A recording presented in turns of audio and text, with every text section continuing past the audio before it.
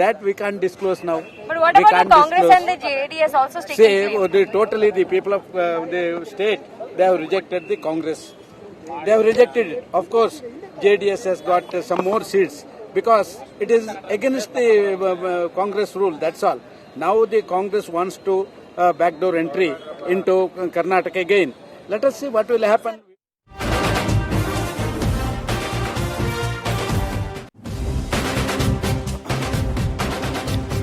ಇಲ್ಲಿ ದೆಹಲಿಯಲ್ಲಿ ಒಂದು ಕಡೆಯಲ್ಲಿ ಅಮಿತ್ ಶಾ ಮಾತನಾಡಿದ್ರು, ಬಿಜೆಪಿ ರಾಷ್ಟ್ರಾಧ್ಯಕ್ಷರು, ಅನಂತರದಲ್ಲಿ ಪ್ರಧಾನಿ ನರೇಂದ್ರ ಮೋದಿ ಅವರು ಕೂಡ ಮಾತನಾಡಿದ್ರು.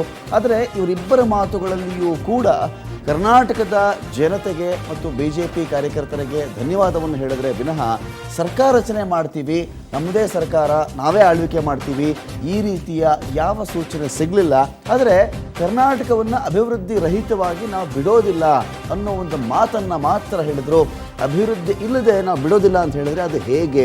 ಕೇಂದ್ರದಿಂದ ಅನುದಾನ ಕೊಡೋ ಮೂಲಕವಾಗಿ ಅಭಿವೃದ್ಧಿಯೋ ಅಥವಾ ಇಲ್ಲ ನಾವು ಸರ್ಕಾರ ರಚನೆ ಮಾಡ್ತೀವಿ ಅಂತೇಳಿ ಇಂಡೈರೆಕ್ಟಾಗಿ ಕೊಡ್ತಾ ಇರ್ತಕ್ಕಂಥ ಸೂಚನೆನ ಅನ್ನೋದು ಒಂದು ವಿಚಾರ ಇಲ್ಲಿ ಬರುತ್ತೆ. ಸದಾನಂದ ಗೌಡರು ಕೂಡ ಈಗಷ್ಟೇ ಮಾತನಾಡಿದ್ರು.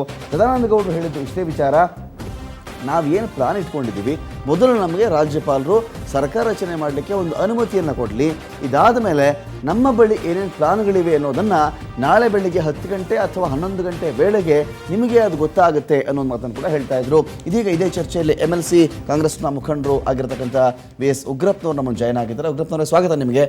ನಮಸ್ಕಾರ. ಅವ್ರ ಬಳಿಯಲ್ಲೂ ಕೂಡ ಪ್ಲಾನ್ ಇದೆ, ಫಸ್ಟು ರಾಜ್ಯಪಾಲರು ಅನುಮತಿ ಕೊಟ್ಬಿಡಲಿ, ನಮಗೆ ನಾವೇನು ಪ್ಲಾನ್ ಮಾಡಬೇಕು ಅಂತ ನಮ್ಗೆ ಗೊತ್ತಿದೆ ಅನ್ನೋ ಮಾತನ್ನು ಸದಾನಂದ ಗೌಡರು ಹೇಳ್ತಾ ಇದ್ರು. ಈ ದೇಶದ ದೌರ್ಭಾಗ್ಯ, ಸದಾನಂದ ಗೌಡರಂಥವರು ಈ ದೇಶದ ಲಾ ಮಿನಿಸ್ಟರ್ ಆಗಿದ್ದರು ಅನ್ನುವಂಥದ್ದನ್ನು, ಸಂವಿಧಾನವನ್ನು ಎತ್ತಿಡಿತೀವಿ ಅಂಥೇಳಿ ಪ್ರಮಾಣ ವಚನ ಸ್ವೀಕಾರ ಮಾಡಿರೋವಂಥ ಸದಾನಂದ ಗೌಡರು 2017ರಲ್ಲಿ ಸುಪ್ರೀಂ ಕೋರ್ಟಿನ ಒಂದು ಜಡ್ಜ್ಮೆಂಟ್ ಆಗಿದೆ, ಅದರ ಅರಿವಿಲ್ಲದೆ ಈ ರೀತಿ ಮಾತನಾಡ್ತಾರೆ ಅಂದರೆ ನಾನು ಏನು ಹೇಳಲಿ? ಯಾವ ಗೋವಾ ಮತ್ತು ಮಣಿಪುರದಲ್ಲಿ ಅಲ್ಲಿ ಸಿಂಗಲ್ ಲಾರ್ಜೆಸ್ಟ್ ಜನಾದೇಶ ಇದ್ದಿದ್ದು ಕಾಂಗ್ರೆಸ್ಸಿಗೆ, BJP ಸರ್ಕಾರವನ್ನು ಸೋಲಿಸಿ ಗೋವಾದಲ್ಲಿ ಕಾಂಗ್ರೆಸ್ಸಿಗೆ ಸಿಂಗಲ್ ಲಾರ್ಜೆಸ್ಟ್ ಕೊಟ್ಟರು. ಆಗ ಇವರು ಮ್ಯಾನಿಪುಲೇಟ್ ಮಾಡಿ ಯಾವುದೇ ಪ್ರೀ ಅಲಯನ್ಸ್ ಇಲ್ಲದೆ ಇರತಕ್ಕಂಥ ಸಂದರ್ಭದಲ್ಲಿ ವಾಮ ಮಾರ್ಗಗಳ ಮೂಲಕ ಅಲ್ಲಿ ಸರ್ಕಾರವನ್ನು ರಚನೆ ಮಾಡಿದಂಥ ಸಂದರ್ಭದಲ್ಲಿ ಸುಪ್ರೀಂ ಕೋರ್ಟ್ಗೆ ಸಿಂಗಲ್ ಲಾರ್ಜೆಸ್ಟ್ಗೆ ಇನ್ವಿಟೇಷನನ್ನು ಕೊಡಬೇಕು, ಗವರ್ನರ್ ಅವರನ್ನು ಆಹ್ವಾನ ಮಾಡಬೇಕು ಅಂಥೇಳಿ ಡೈರೆಕ್ಷನ್ ಕೊಡಬೇಕು ಅಂತ ಹೇಳಿದಾಗ 2017ರಲ್ಲಿ ಸುಪ್ರೀಂ ಕೋರ್ಟಿನ ಜಡ್ಜ್ಮೆಂಟ್ ಕೊಟ್ಟಿರ್ತಕ್ಕಂಥದ್ದು. In fact 2017 part 3 supreme court cases page 715ನಲ್ಲಿ ಈಗಾಗಲೇ ಲಾ ಲೆಟ್ ಡೌನ್ ಮಾಡಿದ್ದಾರೆ.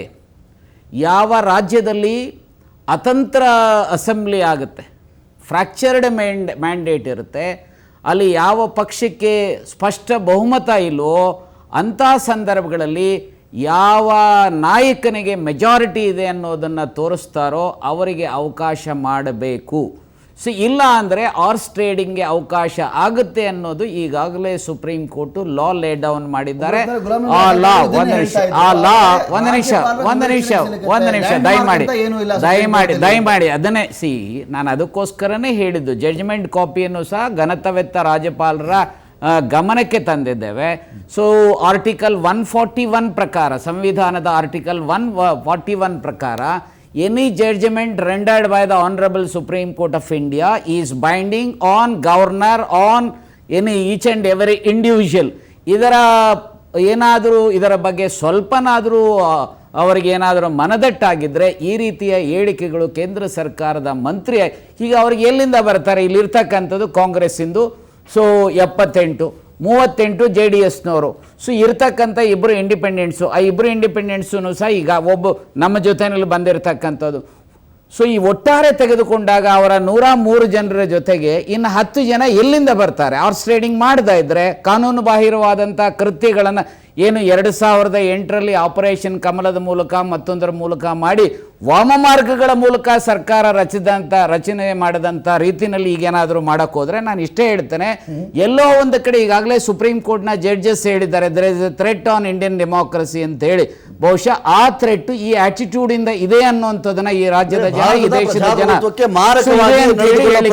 ಬಿಜೆಪಿ ಮಾಡುತ್ತೆ ಅಂತ ಉಗ್ರಪ್ಪನವ್ರು ಹೇಳ್ತಿದ್ದಾರೆ. ಮಧುಸೂದನ್ ಅವರೇ, ಪ್ರಜಾಪ್ರಭುತ್ವಕ್ಕೆ ಮಾರಕವಾದ ನಡೆ ಮಾಡಬೇಕಾಗತ್ತೆ, ಕುದುರೆ ವ್ಯಾಪಾರ ಬಿಟ್ರೆ ನಿಮಗೆ ಬೇರೆ ಆಪ್ಷನ್ನೇ ಇಲ್ಲ. ಪ್ರಜಾಪ್ರಭುತ್ವದ ಬಗ್ಗೆ, ಸಂವಿಧಾನದ ಬಗ್ಗೆ, ರೀತಿ ನೀತಿಗಳ ಬಗ್ಗೆ, ನಡವಳಿಕೆ ಬಗ್ಗೆ, ದೇಶ ಪ್ರೇಮದ ಬಗ್ಗೆ ನಾವು ಕಾಂಗ್ರೆಸ್ನವರಿಂದ ಬಹಳ ಕಲ್ತ್ಕೋಬೇಕಾಗಿದೆ. ಏಕೆಂದರೆ ಆಯಾರಾಮ್ ಗಯಾರಾಮ್ನ ಪ್ರಾರಂಭ ಮಾಡಿದಂಥ ಜನಗಳೇ ಇವರು. ಹರಿಯಾಣದಲ್ಲಿ ರಾಮ್ಲಾಲ್, ಇವರು ಯಾರ್ಯಾವ ಸರ್ಕಾರವನ್ನು ಯಾವ್ಯಾವ ರೀತಿ ನಡೆಸ್ಕೊಂಡಿದ್ದಾರೆ ಅಂತ ಬಿಹಾರದಲ್ಲಿ ಸರ್ಕಾರ ಬಂದಾಗ ಇವರ ಬೂಟಾ ಸಿಂಗ್ ಅವರು ಗವರ್ನರ್ ಇದ್ದಾಗ ಹೇಗೆ ನಡ್ಕೊಂಡಿದ್ರು ಅಂತ ನಾವು ನೋಡಿದ್ದೀವಿ. ನಾವು ಅಷ್ಟೆಲ್ಲ ಬೇಡ, ಇಲ್ಲೇ ಈಗಿನ ವಾಜುಭಾಯಿ ವಾಲಾ ಅವ್ರಿಗಿಂತ ಮುಂಚೆ ನಮ್ಮ ಗವರ್ನರ್ ಇದ್ರಲ್ಲ, ಹೆಸರೇನ್ರಿ ಅವರು, ಹಂಸರಾಜ್ ಭಾರದ್ವಾಜ್ ಅವರು. ಹಾಂ, ಶಬ್ದ ಬೇರೆ ಏನೇನೋ ಬರ್ತಾ ಇತ್ತು, ತಪ್ಪ ಅವೆಲ್ಲ ಮಾತಾಡಬಾರ್ದು ಗವರ್ನರ್ ಬಗ್ಗೆ. ಹಂಸರಾಜ್ ಭಾರದ್ವಾಜ್ ಅವರು ಹೇಗೆ ನಡ್ಕೊಂಡ್ರು, ಅವರು ಯಾವ್ಯಾವ ರೀತಿ ಸಂವಿಧಾನವನ್ನು ಎತ್ತಿ ಹಿಡಿದ್ರು ಎಲ್ಲವನ್ನೂ ನಾವು ನೋಡಿದ್ದೀವಿ. ಮತ್ತು ತುರ್ತು ಪರಿಸ್ಥಿತಿಯ ದಿನಗಳಲ್ಲಿ ನಿರೇನ್ ಡೇ ಸುಪ್ರೀಂ ಕೋರ್ಟ್ನಲ್ಲಿ ವಾದ ಮಾಡ್ತಾರೆ. So the constitution is suspended and no more civil rights, no more fundamental rights, even if a man is shot dead nobody can question it ಅಂತ ಹೇಳಿದಂಥ ಜನಗಳು. ಕಾನೂನಿನ ಅರಿವಿಲ್ಲ, ಈ ರೀತಿ ಏನೇನೋ ಬಾಯಿಗೆ ಬಂದಂಗೆ ಮಾತಾಡ್ತಾರೆ. ಇಂದಿರಾ ಗಾಂಧಿ ಅವರ ಎಲೆಕ್ಷನ್ ಅನ್ನ ಜಸ್ಟಿಸ್ ಸಿನ್ಹಾ ಜೂನ್ 12, 1975 ಜಡ್ಜ್ಮೆಂಟ್, ನಿಮಗೆ ಏನಾದ್ರೂ ಸಹ ಏನಾದ್ರೂ ಅರಿವಿದ್ದಿದ್ರೆ ಈ ರೀತಿಯ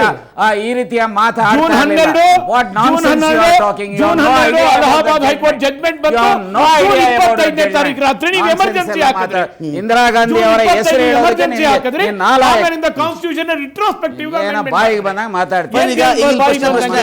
ಸರ್ಕಾರ ರಚನೆ ಬಗ್ಗೆ ಇಲ್ಲಿ ಅಲ್ಲಿ ಅಮಿತ್ ಶಾ ಅವರು ಮತ್ತೆ ಮೋದಿ ಅವರು ಮಾತನಾಡಿದಾಗ ನಾವು ಕರ್ನಾಟಕವನ್ನ ಅಭಿವೃದ್ಧಿ ಇಲ್ಲದ ರೀತಿಯಲ್ಲಿ ಬಿಡಲಿಕ್ಕೆ ಸಿದ್ಧರಿಲ್ಲ, ಅಭಿವೃದ್ಧಿ ಮಾಡ್ತೀವಿ, ಆ ಜನತೆಗೆ ಧನ್ಯವಾದಗಳು, ಭಾಷಾ ಆಧಾರದ ಮೇಲೆ ನನ್ನನ್ನು ನೋಡಲಿಕ್ಕೆ ಒಂದು ಪ್ರಯತ್ನವನ್ನು ಮಾಡಲಾಯಿತು, ಆದರೆ ಕರ್ನಾಟಕದ ಜನ ಇದನ್ನು ಸ್ವೀಕರಿಸಿದ್ರು ಅಂತ ಕೂಡ ಇಲ್ಲಿ ಗೋಮಸೂದನ್ ಅವರೇ ಮಾತಾಡ್ತಾ ಇದ್ದಾರೆ. ಪ್ರಶಾಂತ್, ಒಂದು ವಿಚಾರ ನಮಗಿಲ್ಲಿ ನೆಕ್ಸ್ಟ್ ಉಳ್ಕೊಳ್ಳೋ ಪ್ರಶ್ನೆನೇ ಇಷ್ಟು, ಸರ್ಕಾರ ರಚನೆ ಮಾಡಲಿಕ್ಕೆ ಸಾಧ್ಯವಾಗುತ್ತಾ, ಇವರಿಗೆ ಸಾಧ್ಯವಾಗಲ್ವಾ, ಆದರೆ ಆ ರೇಸಲ್ಲಿ ಯಾರು ಅಹೆಡ್ ಅಂಥೇಳಿ ಇಲ್ಲಿ ಇದನ್ನು ಗುಲಾಂ ನಬಿ ಆಜಾದ್ ಅವರು ಕೂಡ ಆಗಲೇ ಬೈಟ್ನಲ್ಲೂ ಕೂಡ ಹೇಳ್ತಾ ಇದ್ರು. ಅವ್ರು ಹೇಳಿದಿಷ್ಟೇ ಸೇಮ್ ಏನು ಗೋವಾದ ವಿಚಾರ ಇತ್ತು ಅದನ್ನೇ ಉಲ್ಲೇಖ ಮಾಡ್ತಾರೆ ಅವರು.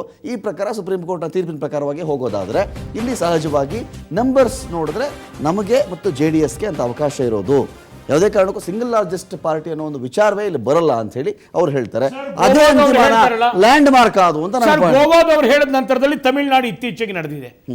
ತಮಿಳುನಾಡಿನಲ್ಲಿ ರಾಜ್ಯಪಾಲರು ಯಾವ್ಯಾವ ರೀತಿ ನಡ್ಕೊಂಡ್ರು ಅವ್ರಿಗೆ unless he is totally convinced who is going to give a stable government, he did not decide. ಆ ಕಾರಣಕ್ಕೋಸ್ಕರವಾಗಿ ಈಗ ರಾಜ್ಯಪಾಲರಿಗೆ ಎಷ್ಟು ಸ್ವಾತಂತ್ರ್ಯ, ಎಷ್ಟು ಲಿವರೇಜ್ ಇದೆ ಅಂತ myself, Jagat Prasad Nadda and Dharmendra Pradhan have come here. ನೋಡಿ, ಸಂವಿಧಾನದ ನಮ್ಮ ರಾಜ್ಯ ನೋಡಿ ಇದು ಮಧುಸೂದನ್ ಅವರೇ, ನೀವೇನು ಹೇಳಲಿಕ್ಕೆ ಹೊರಟಿದ್ದೀರಿ ಅಂತ ಹೇಳಿದ್ರೆ ನೋಡಿ, ಅವರಿಬ್ಬರಂತೂ ಒಪ್ಕೊಂಡ್ಬಿಟ್ರು. ಇದರಲ್ಲಿ ಲಾ ಏನಿದೆ ಅಂತಕ್ಕಂಥದ್ದು ಬಿಜೆಪಿ ಕೂಡ ಕೆಲ ಜಡ್ಜ್ಮೆಂಟ್ಗಳನ್ನು, ಪ್ರಮುಖವಾಗಿ ಬೊಮ್ಮಾಯಿ ಜಡ್ಜ್ಮೆಂಟ್ನ ಸಹಾಯವನ್ನು ತೆಗೆದುಕೊಂಡು ಹೇಳ್ತಾ ಇದೆ, ಇಲ್ಲ ಇದನ್ನು ಗವರ್ನರ್ ಹೆಡ್ ಕೌಂಟ್ ಮಾಡಬಾರ್ದು, ಸದನದಲ್ಲಿ ಪ್ರೂವ್ ಮಾಡಬೇಕು ಅಂತಕ್ಕಂಥದ್ದು. 2017ರ ಸುಪ್ರೀಂ ಕೋರ್ಟ್ನ ಜಡ್ಜ್ಮೆಂಟ್ ಗೋವಾದ ನಂತರ ಕಾಂಗ್ರೆಸ್ ಏನು ಅಪ್ರೋಚ್ ಪಾರ್ಟಿಯನ್ನು ಕರಿಬೇಕು, ಅವ್ರ ಕೈಲಿ ಆಗಿಲ್ಲ ಅಂದರೆ ಬೇರೆ ಆಪ್ಷನ್ಗೆ ಹೋಗಬೇಕು ಅನ್ನೋದು ಇರೋವಂಥದ್ದು. ಆ ದೃಷ್ಟಿಯಿಂದ ಈಗಾಗಲೇ ನಮ್ಮ ನಾಯಕರಾದಂಥ ಯಡಿಯೂರಪ್ಪನವರು ಈಗ ಗವರ್ನರನ್ನು ಭೇಟಿ ಮಾಡಿ ಬಂದಿದ್ದಾರೆ, ನಮ್ಮ ಮನವಿಯನ್ನು ಕೊಟ್ಟಿದ್ದಾರೆ, ಸಂವಿಧಾನ ಪ್ರಕಾರ ನಮ್ಮನ್ನು ಕರೀರಿ ಅಂತ ಹೇಳಿದ್ದಾರೆ. ಆ ದೃಷ್ಟಿಯಿಂದ ನಾವು ಕರೀತಾರೆ ಅನ್ನೋ ವಿಶ್ವಾಸದಲ್ಲಿ ನಾವಿದ್ದೀರಿ. ಒಂದು. ಎರಡನೇದು, ಈಗಾಗಲೇ ರಾಹುಲ್ ಗಾಂಧಿ ಅವರು ಹೇಳಿದ್ದಾರೆ JDS ಬಿಜೆಪಿಯ ಬಿ ಟೀಮ್ ಅಂತ ಹೇಳಿ. ಆ ಬಿಜೆಪಿಯ ಬಿ ಟೀಮ್ ಜೊತೆ ಕಾಂಗ್ರೆಸ್ ಅವರು ಯಾವ ಮುಖ ಇಟ್ಕೊಂಡು ನಾಚಿಕೆ ಮಾನ ಮರ್ಯಾದೆ ಏನಾನ ಇದ್ರೆ ಅವ್ರು ಯಾಕೆ ಬಿ ಟೀಮ್ ಜೊತೆ, ಬಿಜೆಪಿ ಬಿ ಟೀಮ್ ಜೊತೆ ಹೋಗ್ಬೇಕು? ಅವರೇ ಹೇಳಿದ್ದಾರೆ JDS ಜಾತ್ಯತೀತ ಪಕ್ಷ ಅಲ್ಲ, JDS ಜಾತ್ಯತೀತ ಪಕ್ಷ ಅಲ್ಲ, ಅದಕ್ಕೆ ಆ ರೈಟ್ಸೇ ಇಲ್ಲ, ಬಿಜೆಪಿ ಜೊತೆ ಹೊಂದಾಣಿಕೆ ಮಾಡಿಕೊಂಡಿದ್ದಾರೆ ಅಂತ ಹೇಳಿದ್ದಾರೆ. ಅವರು ಅವ್ರ ಜೊತೆ ಹೋಗುವಂತ ಒಂದು ಗೌರವನೂ ಕೂಡ ಉಳಿಸ್ಕೊಂಡಿಲ್ಲ. ಇವತ್ತು ಸಂವಿಧಾನ ಪ್ರಕಾರ ನಮ್ಗೆ ಅಧಿಕಾರ ಇದೆ. ಇಡೀ ರಾಜ್ಯದ ಜನ ಕಾಂಗ್ರೆಸ್ ಅನ್ನ ತಿರಸ್ಕಾರ ಮಾಡಿದ್ದಾರೆ. ತಿರಸ್ಕಾರ ಮಾಡಿರುವಂತ ಪಾರ್ಟಿಗೆ ಯಾವ ರೀತಿ ಅಧಿಕಾರ ಕೊಡುವಂಥದ್ದು ಜನರಿಗೆ, ಕರ್ನಾಟಕದ 6.5 ಕೋಟಿ ಜನಕ್ಕೆ ದ್ರೋಹ ಬಗ್ದಂಗೆ ಆಗ್ತದೆ. ಆ ದೃಷ್ಟಿಯಿಂದ ರಾಜ್ಯಪಾಲರು ಇದನ್ನೆಲ್ಲ ಗಮನದಲ್ಲಿಟ್ಟುಕೊಂಡು ಜನ ಕಾಂಗ್ರೆಸ್ ಅನ್ನ ತಿರಸ್ಕಾರ ಮಾಡಿ ಬಿಜೆಪಿಗೆ ಬೆಂಬಲವನ್ನ ಕೊಟ್ಟಿದ್ದಾರೆ. ಆ ದೃಷ್ಟಿಯಿಂದ ಮತ್ತು ಸಂವಿಧಾನದ ಅಡಿಯಲ್ಲಿ ಸಿಂಗಲ್ ಲಾರ್ಜೆಸ್ಟ್ ಪಾರ್ಟಿ ಅವಕಾಶ ಕೊಡಬೇಕು ಅಂತ ಹೇಳಿದ್ದಾರೆ. ಕೊಡ್ಲಿ, ಕೊಟ್ಟ ಮೇಲೆ ಅವ್ರಿಗೆ ನಾವು ಮಾಡಿಲ್ಲ ಅಂದ್ರೆ ಅವ್ರಿಗೆ ಆಪ್ಷನ್ ಕೊಟ್ಟೇ ಕೊಡ್ತಾರೆ. ಆಗ ಅವ್ರ ರಚನೆ ಮಾಡಲಿ. ಸಂವಿಧಾನ ಪ್ರಕಾರ ನಮ್ಗೆ ಕೊಡಬೇಕು, ಅದು ಕೊಡ್ಲಿ. ಆ ರೈಟ್ಸ್ ಇದೆ ನಮ್ಗೆ ಕೇಳುವಂತ ಅಧಿಕಾರ ಇದೆ. ಕೇಳ್ತಾ ಇದ್ದೀರಿ, ಗವರ್ನರ್ ಅವರು ಕೊಡ್ತಾರೆ ಅನ್ನೋ ವಿಶ್ವಾಸ ನಮಗಿದೆ. ಆಗಿಲ್ಲ ಅಂದಮೇಲೆ ನೋಡೋಣ. ಆಗಿಲ್ಲ ಅಂದಮೇಲೆ ಅವ್ರು ಮಾಡಲಿ. ಈಗ ನಮ್ಗೆ ಅಧಿಕಾರ ಕೊಡಬೇಕು, ನಮಗೆ ಸ್ವೇರಿಂಗ್ ಮಾಡೋಕ್ಕೆ ಅಧಿಕಾರ ಕೊಡಬೇಕು ಅನ್ನೋದು ನಮ್ಮ ಬೇಡಿಕೆ. ನೋಡ್ರಿ, ರಾಜಕೀಯ ಈಗ ಸಂವಿಧಾನದ ಅಡಿಯಲ್ಲಿ ಕೊಡಬೇಕು ಅಂತ ಹೇಳಿದ್ದಾರೆ. ಯಾರ್ಯಾರು ಸಪೋರ್ಟ್ ಮಾಡ್ತಾರೆ, ಯಾವಾಗ ನಾವು ಕೊಡೋದು? ಅವ್ರು ಟೈಮ್ ಏನು ಕೊಟ್ಟಿರ್ತಾರೆ, ಆ ಟೈಮಲ್ಲಿ ಅಸೆಂಬ್ಲಿ ಫ್ಲೋರ್ ಅಲ್ಲಿ ನಾವು ತೋರಿಸುವಂಥದ್ದು, ಹೊರಗಡೆ ಎಲ್ಲ ತೋರಿಸುವಂಥದ್ದು. ಅಸೆಂಬ್ಲಿ ಫ್ಲೋರ್ ಅಲ್ಲಿ ನಾವು ತೋರಿಸ್ತೀವಿ. ನಮಗೂ ರಾಜಕೀಯ ಬರ್ತದೆ, ನಾವು ರಾಜಕೀಯದ ಚದುರಂಗ ಆಟಗಳನ್ನು ಆಡಕ್ಕೆ ನಮಗೂ ಗೊತ್ತಿದೆ. ನಾವು ಮಾಡ್ತೀವಿ, ಅಲ್ಲಿ ತೋರಿಸ್ತೀವಿ. ತೋರಿಸೋವರೆಗೂ ಕಾಯ್ರಿ. ನಾವೇನು JDS ಕಾಂಗ್ರೆಸ್ ಅಲ್ಲ, B ಟೀಮು A ಟೀಮು ಅಂತ ಹೇಳಿದವ್ರ ಜೊತೆ ಹೋಗೋದ ಅದಲ್ಲ. ಸಂವಿಧಾನದ ಅಡಿಯಲ್ಲಿ ಏನೇನು ಆಪ್ಷನ್ಸ್ ಇದೆ ಆ ರೀತಿ ಆಪ್ಷನ್ಸ್ ಅನ್ನ ಉಪಯೋಗ ಮಾಡ್ತೀವಿ. ಧನ್ಯವಾದಗಳು.